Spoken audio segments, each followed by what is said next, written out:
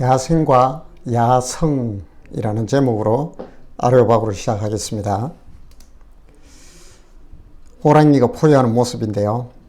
우리가 야생의 어떤 대명사 하면 뭐 이렇게 호랑이처럼 용맹한, 아무도 대적할 상대가 없지요.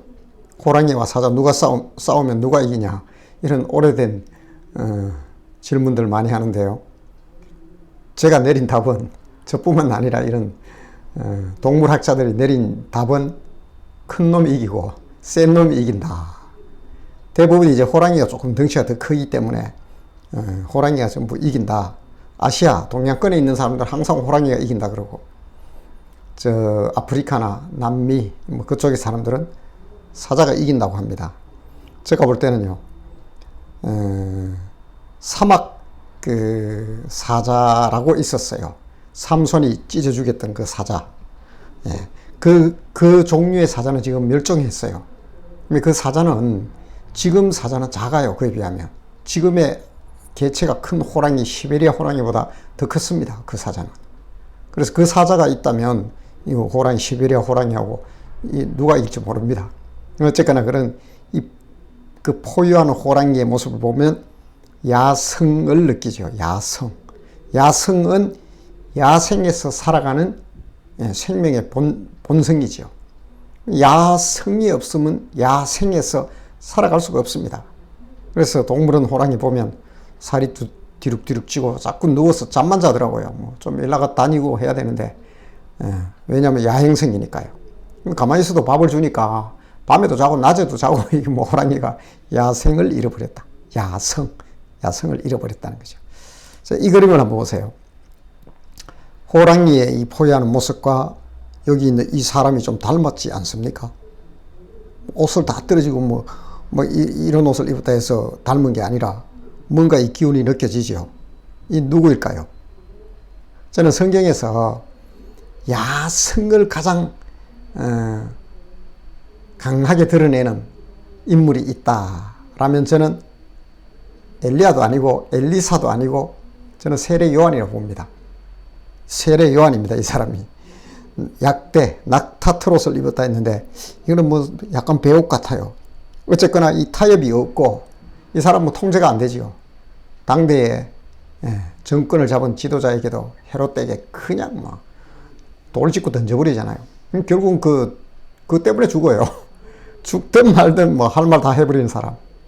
참 대단하지요. 이 호랑이처럼 야성이 있는 거예요. 야성. 그래서 그가 사는 곳은 또 야생이었어요. 덜해서 살았잖아요. 사람 사는 집에도 안 들어가요. 이 세례 요한은. 그렇게 참 굵고 짧게 살다가 하나님을 전가하며 한 획을 그었는데, 예수님이 세례 요한에 대해서 한 말이 있죠. 여자가 낳은 자 중에 이보다 큰 이가 없다. 글쎄요, 저는 늘 제 나름대로 답을 찾았지만 그래도 가끔씩 물어봅니다. 왜 예수님이 세례 요한을 여자가 낳은 자 중에 가장 큰 이라고 했을까? 물론 제가 이제 성도님들께 말씀드린 거는, 사람을 회개시켜서 세례를 주는 일까지 한 선지자는 없었어요. 선지자의 계보로 치면 세례 요한이 제일 마지막이거든요. 말라기로부터 한 400년 후에 마지막 선지자로 나타난 게 세례 요한이에요. 그런데 우리 성경의 그 많은 선지자들 중에 세례 요한처럼 사람을 회개시켜서 하나님께로 돌린 사람이 얼마나 있을까요? 그저 죽이고 이런 건 잘했어요. 엘리야는 엄청난 800명의 그 바알 선지자들을 죽여버리잖아요. 아마 그런 건 잘하는데, 사람이 진심으로 인격적으로 돌이켜서 하나님께로 돌아오는 일을 한 사람은, 그 선지자는, 물론 한 사람들이 있어요. 돌아온 사람도 있고 기록이 다 안 돼서 그렇지만은, 세례 요한은 드러내놓고 처음부터 그 일을 하다가 굵고 짧게 살로메, 헤로디아의 딸이죠. 그 딸이 막 춤을 추고 해서 결국 엉뚱한 약속에 이제 헤롯이 걸리게 되죠. 그래서 그 문제 때문에 죽게 되지만은, 어쨌거나 이 세례 요한은 야생에서 살았고 야성이 넘치는 사람이었다. 이 야성이, 우리가 평가하는 야성은 무엇일까요? 성도들에게도 우리가 믿음의 야성을 가지십시오. 자, 그걸 한번 보자는 겁니다. 세례 요한이 그럽니다. 세례를 받으러 나오는 무리들, 이게 세례를 받으러 나오는 이 무리는 종교 지도자들도 포함되어 있고 뭐 일반인도 포함되어 있어요. 순수하게 세례를 받으러 오는 사람도 포함되어 있는데 다 그들에게 이르되 독사의 자식들아. 근데 여기서 이제 독사의 자식이라고 하는 대상은 종교 지도자들입니다. 이거 뭐 사람의 생사 여탈권을 다 쥐고 있는 유대 나라에서 종교 지도자라 그러면 뭐 건들 수 없는 인물입니다.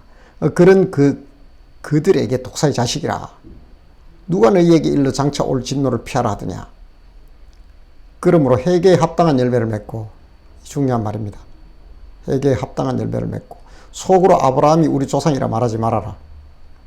그러니까 이 달콤한 열매 먹으러 보니까 세례 요한이 막 센세이션도 일으키고 아무리 봐도 이 대단한 사람이거든요. 그러니까 그가 주는 세례와 이건 또 받고 싶은 거예요. 또 사람들의 많은 이목들이 그에게 집중되어 있고 다 선생으로 인정을 하니까 자기들도 거기에 대해서 뭐 정면으로 거부할 수는 없어요. 그러니까 거기에 나와 본 거예요. 세례를 받으러 나온 사람도 있지만은 세례 요한의 그 모습을 보고 또 그 어떤 모이는 사람들의 어떤 군중들도 보며 여러 가지 복잡한 심정으로 나오는 그들을 향하여 독사의 자식들이라면서 바로 그냥 막 돌직구를 던지는 거예요.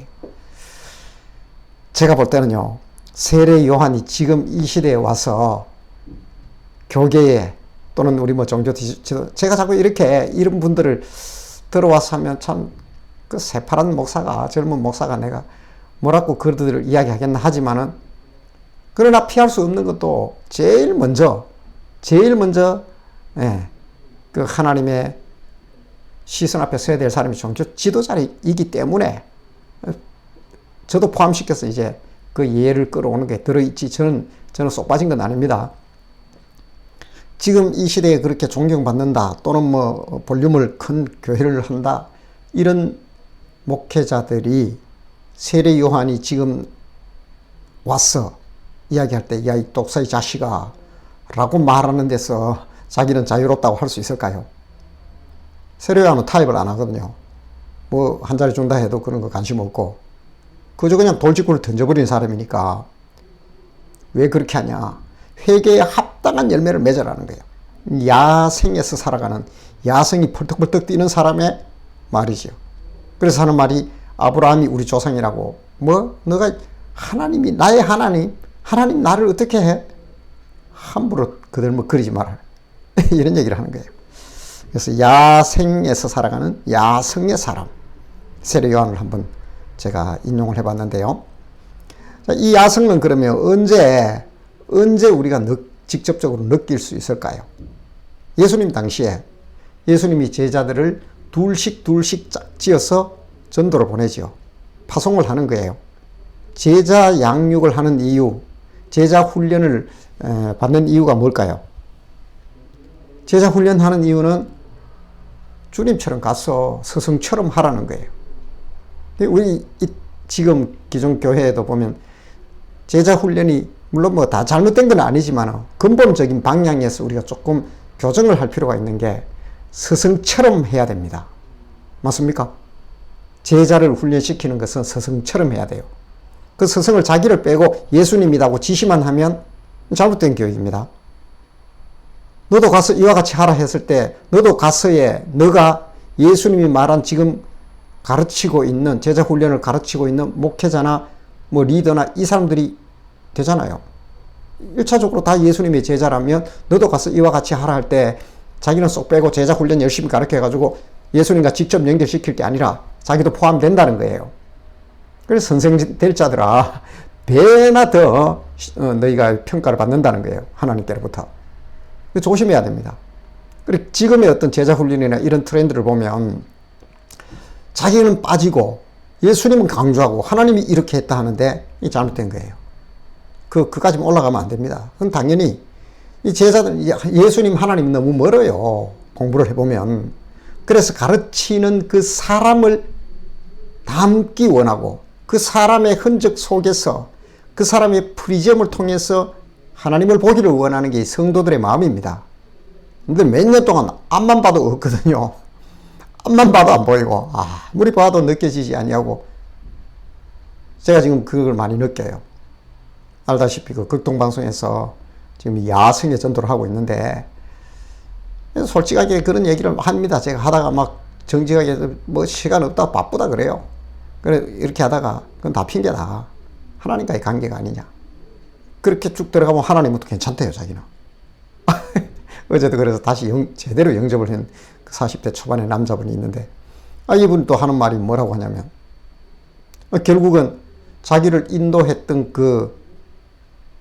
그분이 말이에요. 그 집사님 장로가 됐대요. 그분이 결국은 스트라이크 일어나가지고 목회자와 갈라져가 교회를 나가버리더라는 거예요. 사람이 실망했다는 거예요. 근데 그 사람이 인도하는 하나님이 너무 좋았고 처음에는 그 사람이 너무 좋았다는 거예요. 자, 물론 뭐 또 돌아오고 그 사람을 제가 뭐 정죄하지는 않아요. 언제 또 어느 기회에 하나님이 어떻게 하실 줄은 몰라요. 동일한 그래서 그랬어요. 그 사람을 계속 보는 것도 그렇지만은 처음엔 그 얘기가 먹혀 들겠나요? 그래서 자꾸 이렇게 이야기하다가 뭐 이런저런 얘기하다가 결국은 내가 그 모습이고 그 사람의 모습이고 그것이 바로 하나님이 우리를 볼 때 도찐 개찐 다 똑같다는 거예요. 그런 우리를 부르러 오신 주님께 집중을 하게 되면 캄캄한 밤일수록 하늘의 별이 잘 보이듯이 우리의 죄를 내가 내 죄를 느끼게 되면 더 하나님이 보이고 그 은혜가 커져서 주위의 것은 잘 안 보이고 하나님만 보이지 않겠느냐. 나중에 마음을 열고 정말 인격적으로 당신이 하나님을 한 번이라도 만나봤느냐. 인격의 프로세스가 가동되면서 자신도 먹먹하고 나도 먹먹하고 전화들고 한참 얘기를 못했다니까 서로가요. 하나님을 진짜 만나기로 하고 인격의 문을 여는 거예요. 이게 진짜 영접이죠. 자, 그래서 야성은 언제 나타나는가? 예수님이 이 제자들을 훈련시켜서 그들을 보내버립니다.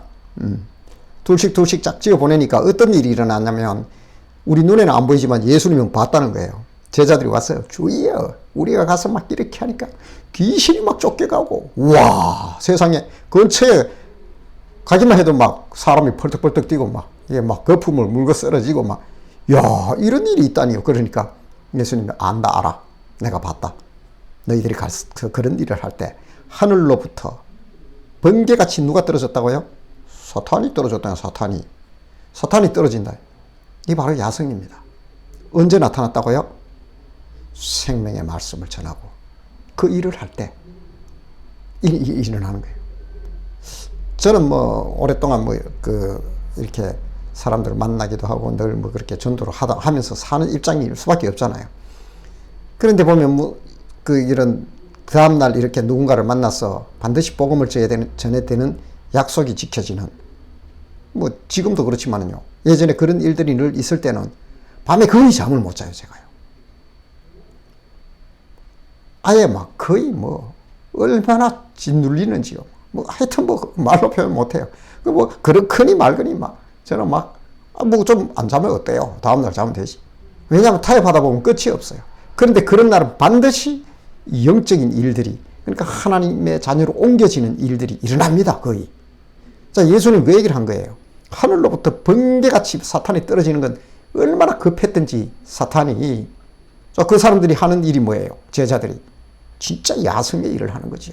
살아있는 야성의 믿음으로 당신이 예수를 믿어야 되고 하나님을 믿어야 되고 그 죄를 회개하고 죽기로 돌아와라. 유대 나라는 하나님에 대한 부정은 없고 다 그 역사 속에 살아온 그들이요. 그 선지자들이 예언한 자가 예수다. 이런 것을 정확하게 가르치니까 사탄이 기겁하는 거예요. 빼앗기잖아요. 그게 바로 야성이 나타나는 현장이다. 라는 거예요. 우리 성도님들도 야성을 경험하고 싶나요? 제자들처럼 해보십시오. 분명히 경험하게 됩니다. 화들짝 놀라는데 그건 야성으로 안 놀라도 됩니다. 찬물을 갖다 한 바가지 부어버립니다. 찾아가서 해보세요.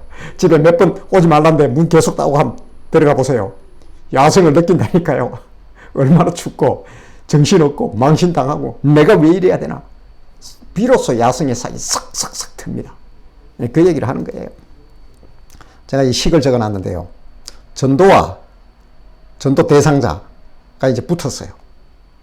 전도 대상자로 쓰기는 그래서 강력한 저항을 합니다. 이걸 이기는 답, 풀어내는 답은 뭐라고요?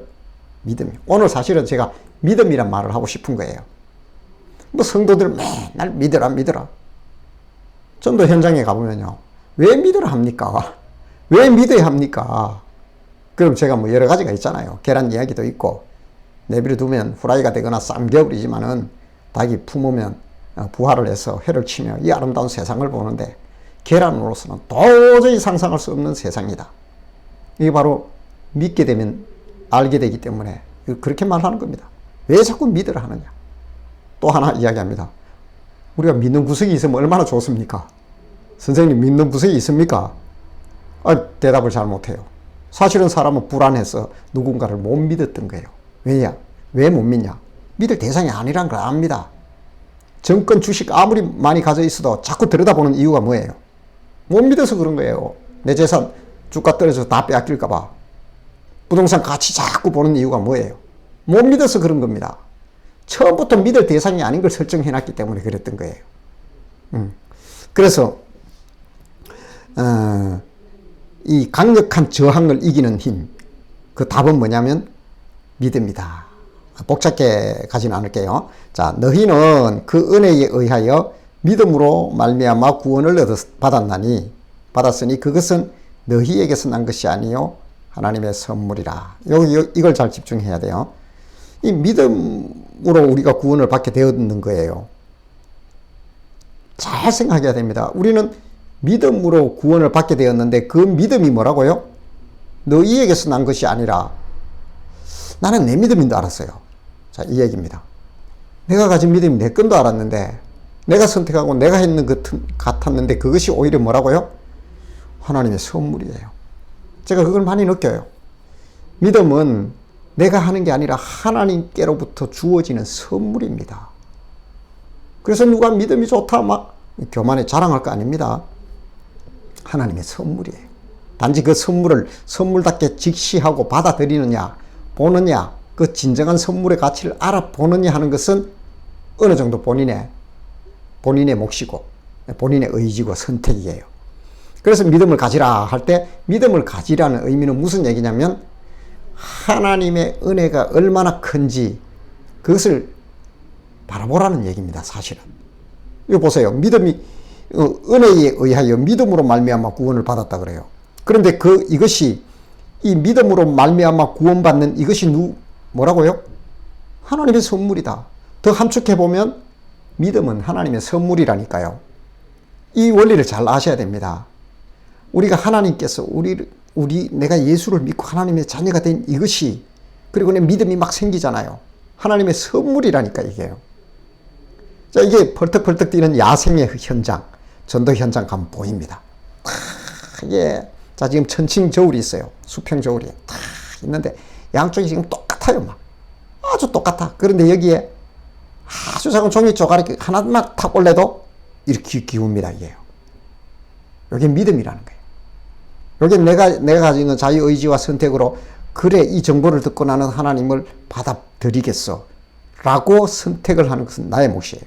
그게 믿음이에요. 우리 그럴 때 이렇게 치우친다는 거예요. 하나님께로. 근데 그런 현장을 보게 될 때는 가슴 뛰지요.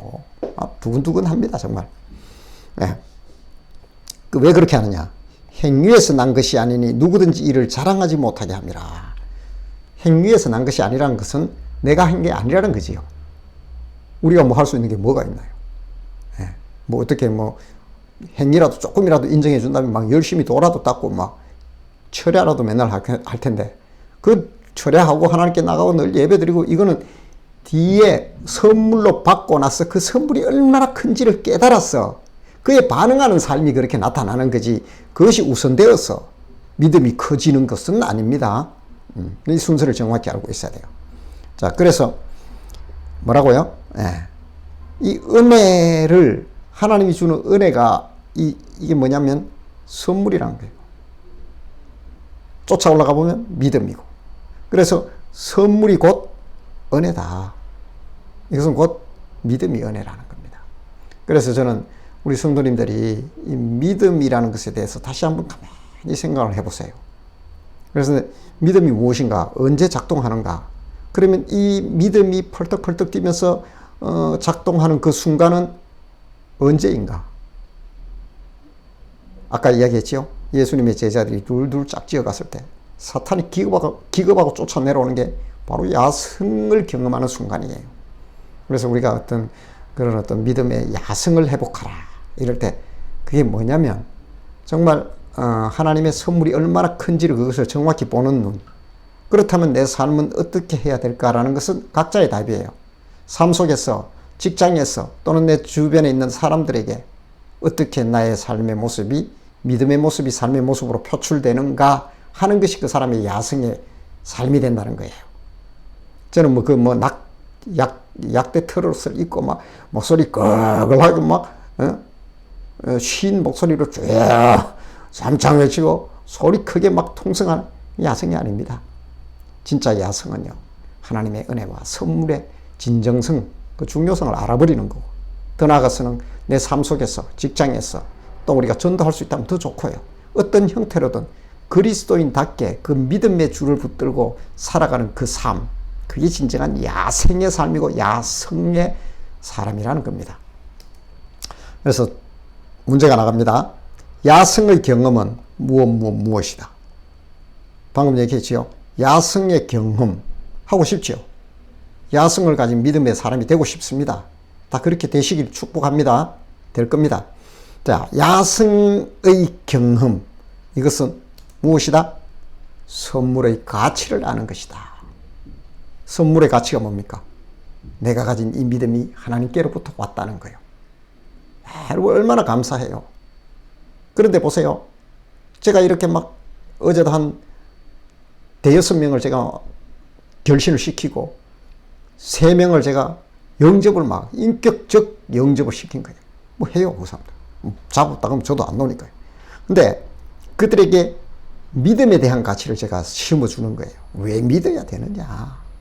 막 여러 가지 핑계를 대고 빠져나갑니다. 어제 26살 우리 나영이 나은이처럼 어린이집 유치원 선생님이래요. 어릴 때부터 막 아빠에게로부터 막 강요된 믿음이었던 거예요. 자꾸 물어 들어가니까 나중에 이제 솔직하게 이야기를 하는데 처음엔 내 전화를 안 받고 자꾸 빠져나가려고 그것도 아빠가 그렇게 소개를 해서 저한테 꼭 믿음을 가지게. 내가 보니까 중고등학교 때까지 잘 다니다가 이제 안 다닌 거예요. 머리 굵었지요. 근데 쉽게는 저를 거부를 못하고 아빠를 통해서 전화가 정보를 받고 했으니까 이렇게 저렇게 빠져나가면 텔레비 가까이 가 제가 눈에 보이더라고요. 텔레비 소리 막 크게 들어가가지고 내 소리 안 들리는 것처럼 여보세요? 예? 예? 하면서 자꾸 피해 도망가는데 내가 한 소리 했잖아요. 언제까지 그래 도망 다니려고? 갑자기 무슨 소리냐는 거예요. 그러지 말고 멀찍이 떨어져서 자매 인생에 이런 일이 한 번 더 있겠냐고. 솔직하게 좀 얘기 좀 하자고. 나도 귀찮게 안 하겠다고. 그래서 이 얘기가 되기 시작. 점점 내놓기 시작하는데 아빠가 강요하고 집에서 강요해서 다녔고 내가 너무 젊고 노는 게 좋다는 거예요. 토요일 주일 이 너무 좋은 날, 너무 이렇게 좋고 아름다운 날 왜 교회에 늘 붙들려야 되느냐. 믿음이 전혀 없었던 거죠. 중고등학교까지 신앙을 가졌다 해도. 그래서 왜 그러냐. 믿음을 모르니까, 가치를 모르니까 그런 거예요. 그래서 제가 그런 얘기를 해줬어요. 예전에 나도 우리 청년들에게 청년부를 지도할 때 있었던 얘기를 해줬어요. 너희 자매가 하는 말처럼 정말 우리 인생에서 가장 고귀하고 아름다울 때가 언제냐. 이 청년의 때 아니냐. 그 중에서도 가장 아름답고 좋은 시간, 함축해 들어가니까 주말이에요. 주일보다 차라리 토요일 저녁이 오후가 더 황금 시간인 거야, 이들에게는. 맞아요. 그 아름다운 젊음에. 제가 그랬어요. 그 아름다운 시간을, 그 좋은 시간을 혹시 너 하나님이 살아 계시다면, 우리 청년들에게 물었던 얘기예요. 너희들에게 하나님이 정말로 하나님이라면 그 아름다운 시간에 1시간에서 1시간, 한 2시간 그 하나님께 못 드리겠냐?